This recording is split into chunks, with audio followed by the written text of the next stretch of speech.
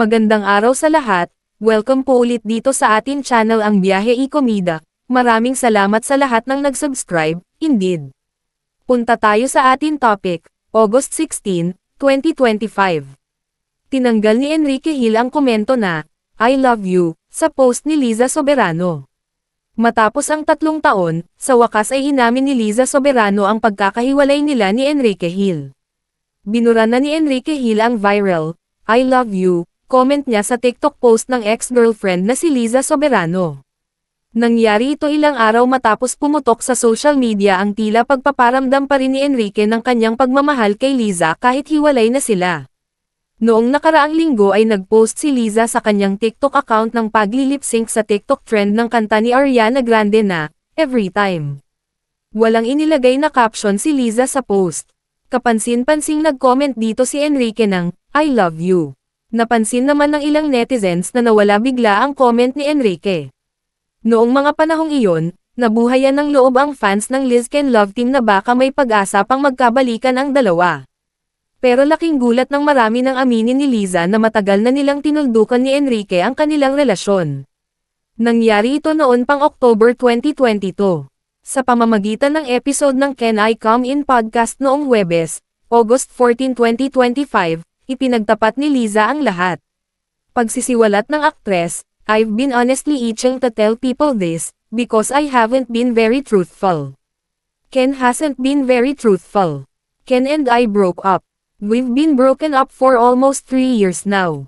May mga bagay raw na isinaalang-alang noon si Liza kung kaya't hindi niya agad inamin sa publiko na hiwalay na sila. Una, nakiusap daw sa kanya si Enrique na gawin muna nila itong pribado.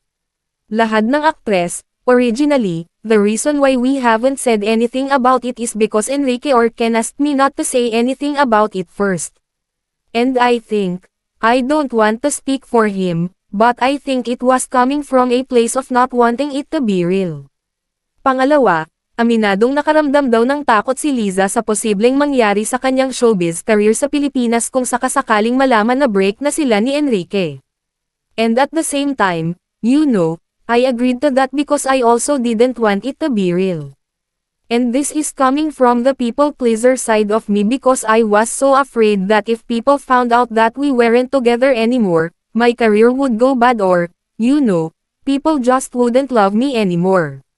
It was me again pretending or putting the things I need to do for myself off to make other people happy and make them feel safe.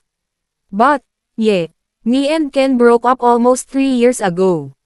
Sa ulat ng Cabinet Files noong December 2023, sinabi ni Liza sa isang hindi pa naipalabas na interview na noong October 2022 sila naghiwalay. Pero may mga nakiusap na huwag ilabas ang panayam sa kanya kaya hindi ito napanood ng publiko. Ang unreleased interview kay Liza ang matibay na ebidensyang noong mga panahong iyon, mahigit 1 taon na ang nakararaan buhat nang tapusin nila ni Enrique ang kanilang 8 taong pagsasama.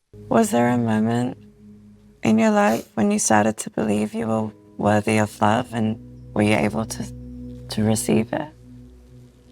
I think the first time that I felt truly worthy of love was when I started gaining fans through my acting and my career. So it was from the outside world and was there anyone in your internal world that was giving you that love? It was also my love team partner or my career partner. For those of you who are not familiar with what a love team is. His name was Enrique and he was my first love. Patuloy na bisitahin ang website ng pep.ph at mag-subscribe sa YouTube channel ng Can I Come In. E-click ang link sa description box. At yan ang ating latest showbiz chika update for today. Huwag kalimutan mag-subscribe, click the notification bell for more showbiz chika updates, like and share the video at suportahan po ang ating Facebook page. Maraming salamat sa lahat ng nag-subscribe indeed. Magandang buhay sa lahat, adios!